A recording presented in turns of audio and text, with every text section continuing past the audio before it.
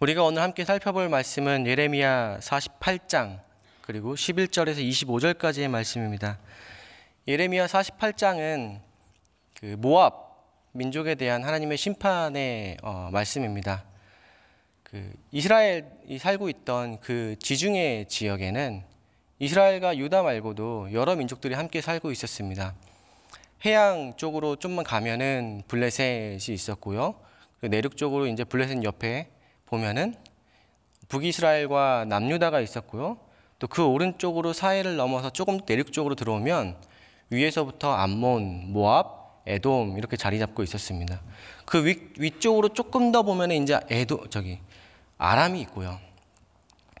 이렇게 크고 작은 민족들이 고대 근동 지역의 지중해 그 근방에 자리를 잡고 살아가고 있었습니다. 이때 각 민족들은 자기의 신들을 섬기고 있었고요. 그 신들에게 자신들의 풍요와 복을 빌면서 살아가고 있었습니다. 이때 이스라엘 백성들은 여호와라는 하나님을 믿고 있었고요. 근데 이 하나님께서 선지자들을 일으키셔서 심판의 메시지를 전달하실 때가 있습니다. 주로 그 내용은 하나님의 백성들인 이스라엘을 향해 있었습니다. 그런데 가끔씩 그 주변 민족들에 대해 하나님께서 심판을 말씀하실 때가 있었습니다. 그 중에 하나가 바로 오늘 본문입니다. 오늘 본문은 북이스라엘과 남유다의 오른쪽 사해 건너편에 자리 잡고 있는 모압 민족에 대한 하나님의 심판의 메시지입니다. 그러면 하나님은 왜 이방 민족인 이들에게 심판의 메시지를 전하실까라는 의문이 생깁니다. 우리는 그 의문을 가지고 오늘 본문을 한 절씩 살펴보면서 답을 찾아가고 마지막에는 우리에게 어떤 의미가 있을지를 한번 보겠습니다. 11절을 제가 읽겠습니다. 모압은 젊은 시절부터 평안하고 포로도 되지 아니하였으므로 마치 술이 그찢기 위에 있고 이 그릇에서 저 그릇으로 옮기지 않음 같아서 그 맛이 남아있고 냄새가 변하지 아니하였도다. 11절은 모압이 오랜 세월 동안 안정적인 상태를 태평성대를 누려왔음을 묘사하고 있습니다. 예레미야는 이를 포도주 제조 과정에 비유합니다. 좋은 포도주를 만들기 위해서는 여러 단계의 그 정제 과정을 거쳐야 합니다. 그런데 방금 읽은 이 11절에는 모압이 그 여러 단계의 정제 과정을 거치기 위해서 이 그릇에서 저 그릇으로 옮겨가지 않고 한 그릇에 오랫동안 남아있는 모습을 묘사합니다. 결국 이것은 모압 민족이 하나님 보시기에 안정적인, 하나님이 아니죠. 사람들 보기에는 안정적인 시절을 지내왔다라고 볼 수 있습니다. 그런데 하나님께서는 이거를 좋게 보지 않으셨습니다. 그래서 하나님께서는 뭐라고 하시냐면요. 그 다음 절에 보면은 이 그릇을 옮길 자들을 보낸다고 이야기하세요. 그런데 모압이 이렇게 안정적인 상황을 태평성대를 아니란 상황에 안주할 수밖에 없었던 몇 가지 이유들이 있습니다. 지도를 한번 보시면요. 네, 앞에 지도가 있는데요. 지리적으로 보면은 모압은 왼쪽에 보면은 사해가 있죠. 사해 동쪽에 자리 잡고 있고요. 모압의 그 오른쪽은 산악지대입니다. 그리고 위로는 암몬이 있고요. 아래로는 이름이 나와 있지 않지만 에돔이 있습니다. 그러면 모압은 왼쪽과 오른쪽으로는 외부의 적이 침략하기가 쉽지 않고요. 위아래로는 자신들과 비슷한 고만고만한 민족이 살고 있기 때문에 그들과 좋은 관계를 유지하면 외세의 침략 없이 그 평안한 상황을 오래도록 누릴 수가 있는 상태였습니다. 그런 지리적 이점이 있었고요. 또한 이것으로 인해서 위아래 민족들의 무역의 어떤 중간 다리 역할을 하기도 했습니다. 그렇죠. 또 중요한 것은 이 모압에는 평원이 있습니다. 그래가지고 농사를 짓기에 아주 적합했습니다. 경제적으로도 정치적으로도 지리적으로도 모두 잘 살 수밖에 없는 상황에 있었습니다. 그러나 하나님은 모압 민족이 가지고 있는 이런 안일함을 싫어하셨습니다. 왜냐하면 그 안일함이 그들을 자만하게 만들었기 때문입니다. 그래서 하나님께서는 12절에서 이 모압을 심판하시겠다고 말씀하십니다. 우리 12절을 한번 같이 읽겠습니다. 시작. 그러므로 여호와께서 말씀하시니라. 날이 이르리니 내가 술을 옮겨 담는 사람을 보낼 것이라. 그들이 기울여서 그 그릇을 비게 하고 그 병들을 부수리니. 하나님은 이 그릇을 기울여서 술을 비우고, 그리고 마지막에는 그 모압이라는 그릇을 깨트려 버릴 사람을 보내겠다고 말씀하십니다. 이 표현은 그동안 모압이 오랜 시간 동안 여러 세대에 걸쳐서 누려왔던 안녕과 평안과 풍요로운 시절이 이제 끝났다라는 것을 암시합니다. 모압이 이렇게 하나님의 진노의 심판을 받는 이유는 13절에서 조금 더 구체적으로 드러납니다. 제가 읽겠습니다. 이스라엘 집이 베델을 의뢰함으로 수치를 당한 것 같이 모압이 그못으로 말미암아 수치를 당하리로다. 그들은, 모압 민족은 자신들의 풍요로움과 태평성대, 안정적인 생활이 그못으로부터 기인했다라고 믿었습니다. 그래서 하나님은 이스라엘 백성들이 베델을 의지했던 것처럼, 그래서 수치를 당했던 것처럼 모압도 모압이 의지하는 그모스 때문에 수치를 당하게 될 것이다 라고 선지자를 통해서 선포하십니다. 이스라엘이 베델을 의지하다가 수치를 당했던 이야기는 무엇일까요? 여기에는 역사적 배경이 있습니다. 베델은 이스라엘 백성들에게 굉장히 중요한 장소입니다. 야곱이 하나님을 만났던 곳이기도 하고요. 또한 북이스라엘과 남유다로 나뉘고 나서 북이스라엘 왕 중에 여로보암 왕이 베델에 하나님을 예배할 수 있는 장소를 만들었던 곳입니다. 다 기억하시죠? 네. 그런데 이 베델 때문에 이스라엘 백성들이 수치를 당했다라는 건 뭐냐면, 여로보암 왕이 하나님을 경배할 수 있도록, 하나님께 예배할 수 있도록 베델에 그렇게 잘 꾸며 놓았는데 그곳에 금송아지를 두었습니다. 금송아지를 두었습니다. 왕의 입장에서는 북이스라엘의 백성들이 때마다, 절기마다 남쪽의 예루살렘 성전으로 가서 하나님을 예배하고 경배하고 제사를 드리는 게 마음에 들지 않았습니다.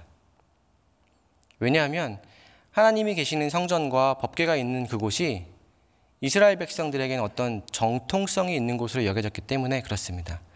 그래서 북이스라엘 그 왕의 입장에서는 우리도 정통성이 있어, 여기서 예배를 해도 돼라는 어떤 그런 정치적인 의도가 있어서 베델에 그런 공간을 만든 것입니다. 그런데 이 왕이 하나님의 형상을 이렇게 본떠서 만든다고 만든 게 금송아지인 겁니다. 그 금송아지는 당시 가나안 땅에서 풍요를 기원하는 신들의 형상이기도 합니다. 백성들은 이제 거기서 예배를 드리게 됩니다. 그런데 문제는 백성들이 베델에서 하나님께 예배를 드리면서 가나안의 신의 형상을 본따 만든 금송아지를 보면서 그들에게 가나안의 신앙이 조금씩 들어오게 됩니다. 이스라엘 백성들이 하나님을 섬긴다고 하면서 가나안의 신앙을 조금씩 받아들이게 되는 겁니다. 그리고 두 번째는 눈에 보이는 하나님을 의지하게 되다 보니 눈에 보이는 하나님을 찾게 되는 겁니다. 하나님은 눈에 보이지 않으시고 장소에 제한되는 분이 아니심에도 불구하고 눈에 보이는 하나님을 만들어냄으로써 눈에 보이는 하나님만 의지하게 되게 됩니다. 그런 이상하고 묘상한 신앙인들이 생겨나게 됩니다. 그래서 하나님께서 결국 어떻게 하십니까? 북이스라엘을 심판하십니다. 여기서 하나님이 말씀하고 싶으신 건 한 가지입니다. 내가 너희의 하나님이다 입니다. 이 금송아지를 닮은 형상이 아니라 내가 너희의 하나님, 만군의 여호와다라는 걸 하나님께서 알리고 싶으신 겁니다. 모압도 마찬가지입니다. 모압의 기원은 롯과 그의 딸들이 낳은 후손입니다. 다윗의 증조모는 또한 모압 여인이죠. 이스라엘과 모압의 관계는 그래서 굉장히 복잡하고 미묘합니다. 그런데 모압 사람들이 그 옆 동네에 사는 이스라엘과 남유다 백성들의 그 여호와 하나님을 알았을까요? 몰랐을까요? 알았을 겁니다. 네, 알았을 겁니다. 그러나 오랜 시간 지나오면서 그들은 하나님을 잊고요. 그리고 이제 그모스라는 신을 섬기게 됩니다. 그리고 그들의 풍요와 안정과 평화로운 시절은 그모스로부터 기인했다. 그모스가 우리에게 허락하신 것이다. 라는 신앙이 이제 백성들 사이에 만연하게 됩니다. 즉, 그들에게 세상 최고의 신은 누가 된 거죠? 그모스가 된 겁니다. 말씀을 묵상하면서 저에게 한 가지 떠나지 않는 궁금증이 한 가지 있었습니다. 제가 서두에 말했던 하나님은 왜 이방 민족을 심판하실까입니다. 이스라엘 백성들, 하나님의 백성들은 하나님과 언약 관계에 있는 백성들이기 때문에 그들이 언약을 지키지 않고 언약에서 이탈할 때에는 하나님께서 그들을 다시 돌아오게끔 하기 위해서 심판하실 경우가 종종 있습니다. 그런데 가끔은 블레셋도 심판하시고 가끔은 그 옆에 있는 암몬과 모압과 에돔도 심판하십니다. 왜 하나님은 성경에서 하나님과 언약을 맺지 않은 백성들인데도 하나님은 그들을 심판하실까라는 의문이 들었습니다. 그래서 말씀을 더 묵상하면서 찾다 보니 이런 답을 찾게 되었습니다. 고대 근동 지역에서 각 민족들은 자기의 민족의 신을 섬겼다고 제가 처음에 말씀드렸죠. 그 민족의 신들은 그 민족에만 국한되지는 않았습니다. 에돔 민족이 섬기는 신, 블레셋의 다곤, 그리고 암몬의 몰렉, 그리고 모압의 그모스, 이런 신들은 그 주변에 있는 다른 민족들에게도 영향을 끼쳤습니다. 즉, 이 말은 뭐냐면 내가 다곤을 섬기지만 몰렉도 섬길 수 있고요. 여호와를 섬기지만 그 옆에 있는 그모스도 섬길 수 있다는 겁니다. 그렇게 다신을 섬길 수 있는 상황이었고 그게 당연한 시대였습니다. 그리고 또 한 가지가 중요한 것은 뭐냐면 각 민족이 그래도 최고라고 여기는 신이 있었는데요. 각 민족이 전쟁에서 이기고 지는 것은 그 자기가 섬기는 최고의 신이 이기고 지는 것을 뜻했습니다. 그러면 여기서 여호와께서 선지자들을 일으키셔가지고 주변 민족들을 심판하시는 것은 분명하게 하나님께서 내가 유일한 이 세상의 창조주이며 유일한 전능한 신이다라는 걸 선포하시는 겁니다. 블레셋의 다곤도 아니고 암몬의 몰렉도 아니고 모압의 그모스도 아니고 나 여호와가 너희가 들어봤던 그 여호와라는 신이 유일한 신이다입니다. 그 너희가 알고 있는 여러 신들 중에 최고의 신이 아니라 유일한 신이라는 겁니다. 유일한 신. 유일신. 이스라엘은 유일신 사상을 가지고 있었습니다. 그 당시에 아무도 생각하지 못할 법한 세계관입니다. 신은 하나다.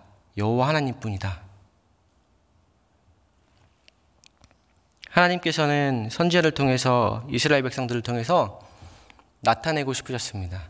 내가 너희가 의지해야만 하는 단 하나의 신이다입니다. 베델의 금송아지, 가나안의 여타 믿을 법하고 의지할 만해 보이는 웅장하고 거대한 신상들이 너희를 구원할 신이 아니다. 너희를 구원할 신은 오직 여호와 하나님뿐이다. 세상을 지으시고 지금도 움직이시고 너희의 뼈를 맞추고 너희의 장기를 빚어서 창조하시고 지금 그 자리에 두신 그 분이 여호와 하나님이시다라는 겁니다.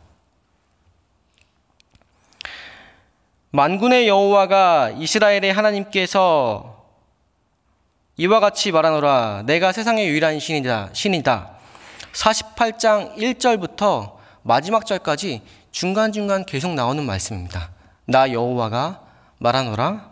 만군의 여호와가 말하노라. 결국 믿을만해 보이는 것을 믿은 모압은 자신들이 자랑하던 그 모습 때문에 하나님의 심판을 받게 됩니다. 그리고 이 뒷구절들을 우리가 뒤에 나오는 성경 구절들을 계속 읽었듯이 그들이 자랑하던 성읍들이 하나 둘씩 다 폐허가 되어버립니다. 그리고 마지막 절을 우리가 한번 같이 읽어보겠습니다. 마지막 절 같이 읽겠습니다. 시작. 모압의 뿔이 잘렸고 그 팔이 부러졌도다. 여호와의 말씀이니라. 아멘. 그들이 자랑하던 모압의 영광을 상징하는 뿔과 팔이 잘리고 부러졌습니다. 그들의 태평성대가 여호와 하나님 앞에서는 아무런 소용도 없는 무용지물이 되고 무너져 버린 것을 우리가 말씀을 통해 보게 됩니다. 우리 사랑하는 여러분, 우리는 하나님만 믿고 의지하기를 소망합니다. 우리를 두려움과 환난에서 건질 수 있는 분은 하나님뿐이십니다. 또한 우리에게 안녕과 풍요와 안정을, 우리의 문제를 해결해 주실 수 있는 분도 오직 하나님뿐이십니다. 다른 믿을만해 보이는 것들을, 그리고 있어 보이는 것들, 나의 문제를 해결해 줄 수 있을 법한 것들, 그러한 것들을 우리가 하나님과 겸하여 섬기지 않는 그런 하루, 겸하여 섬기지 않는 우리가 되기를 간절히 소망합니다. 오직 나를 죽기까지 사랑하셔서 그 아들을 내어주신 그 하나님 아버지의 그 사랑을 의지해서 오늘도 그 사랑을 풍성하게 누리는 하루가 되기를 간절히 축복합니다. 우리 말씀을 가지고 같이 기도하며 오늘 하루를 아버지께 올려드리겠습니다. 같이 기도하겠습니다. 존귀하신 아버지 하나님,